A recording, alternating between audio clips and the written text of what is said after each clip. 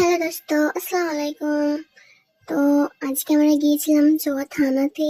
সেখানে যাওয়ার উদ্দেশ্য হচ্ছে চোয়া থানাতে একটা ছোট পার্ক আছে, আর সেইখানে আছে একটা হরিণ উদ্যান যেখানে হরিণ থাকে। তো এটা হচ্ছে আমাদের চোয়ার বাজার, যেখানে হাট বসে। শুক্রবার মঙ্গলবার হাট বসে, আর হাটটা পেরিয়ে চোয়ার মেন বাজার।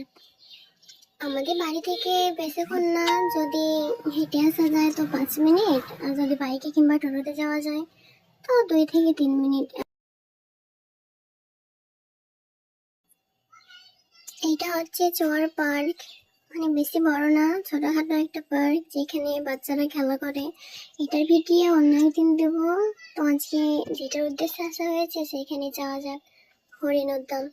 তো এটা পার্কের মধ্যে পড়ছে, এটাও পার্ক, হালকাভাবে দেখা যাচ্ছে।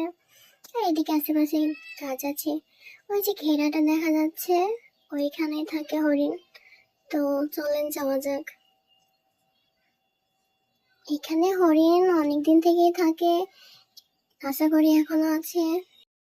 দেখতে পাবো, মানে সবসময় তো দেখা যায় না, যখন বাইরের দিকে থাকে তখন দেখা যায়, ভিতরে যখন থাকে তখন দেখা যায় না। এই যে এখানে লেখা আছে চন্দ্রদ্বীপ হরিণ উদ্যান, আর এইখানে একটা বসার জায়গা, উপরে একটা ছোট ফ্যানও আছে। তো এই যে দেখেন চন্দ্রদ্বীপ হরিণ উদ্যান, এইখানে গেটটাতে তালা মারা আছে।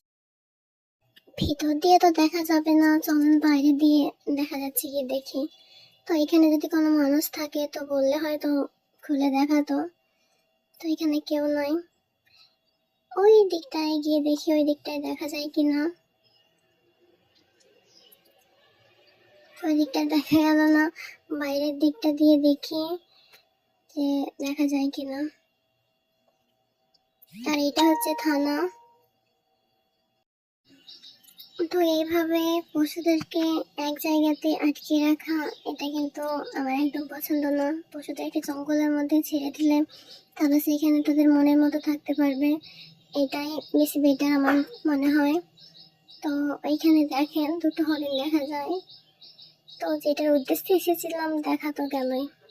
তো আপনারা যারা মানে দূরে, মানে আপনার সুন্দরবন কিংবা অন্য কোথাও হরিণ দেখার জন্য যান, তো এত দূরে না গিয়ে আমাদের চোয়াতে হরিহরপাড়া থানা, সেইখানে হরিণ আছে, আপনারা এসে দেখতে পারেন। আর ওই যে পার্ক আছে, পার্কটার ভিডিও অন্য কোনো দিন দেবো। তো আজকের মতো এখানেই শেষ।